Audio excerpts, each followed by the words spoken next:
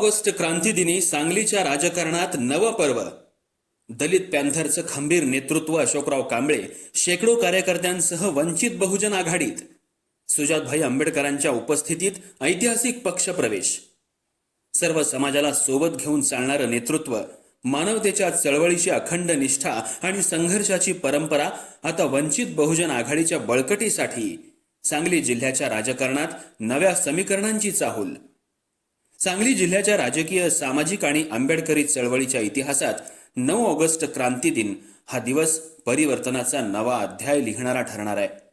दलित panther चळवळीतून घडलेले अन्यायाविरुद्ध आयुष्यभर संघर्ष करणारे, दीन दलितांचे हितचिंतक, सर्व समाजाला समवेत घेऊन चालणारे आणि प्रत्येकाच्या सुखदुःखात धावून जाणारे खंबीर नेतृत्व अशोकराव कांबळे आपल्या असंख्य सहकाऱ्यांसह आणि शेकडो कार्यकर्त्यांसह डॉक्टर बाबासाहेब आंबेडकरांचे वंशज आदरणीय सुजातभाई आंबेडकर यांच्या प्रमुख उपस्थितीत वंचित बहुजन आघाडीत जाहीर पक्षप्रवेश करणार आहेत. अशोकराव कांबळे यांचा सामाजिक, मानवतावादी आणि जन आंदोलनाचा प्रदीर्घ प्रवास हा केवळ एका समाजापुरता मर्यादित नसून मानवतेच्या हक्कासाठी, संविधानाच्या रक्षणासाठी, सामाजिक समतेसाठी आणि सर्वसमावेशक समाज निर्मितीसाठी अखंड लढणाऱ्या नेतृत्वाचा प्रवास म्हणून ओळखला जातो. दलित पॅन्थरच्या संघर्षशील परंपरेतून घडलेले हे नेतृत्व आजही अन्यायग्रस्त, वंचित आणि गरजू नागरिकांच्या मदतीला सर्वप्रथम धावून जाणारं नेतृत्व म्हणून जनमानसात ओळखलं जातं.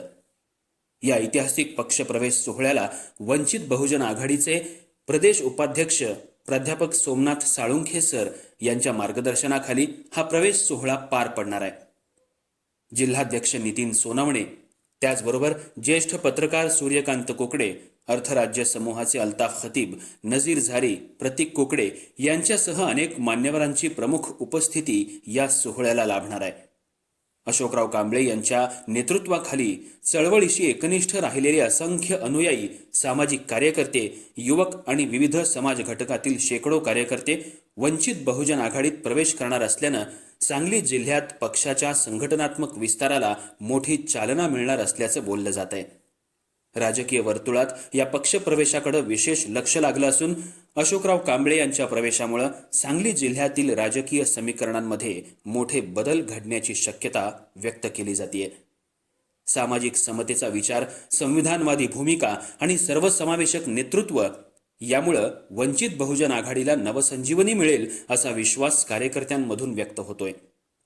शिवशाहू फुले आंबेडकर अण्णाभाऊ साठे यांच्या परिवर्तनवादी विचारांवर विश्वास ठेवणाऱ्या सर्व समाज घटकांना एकत्र आणण्याच्या दिशेनं हा ऐतिहासिक पक्षप्रवेश महत्त्वाचा टप्पा ठरेल अशी भावना उपस्थित कार्यकर्ते आणि समर्थक व्यक्त करतायत.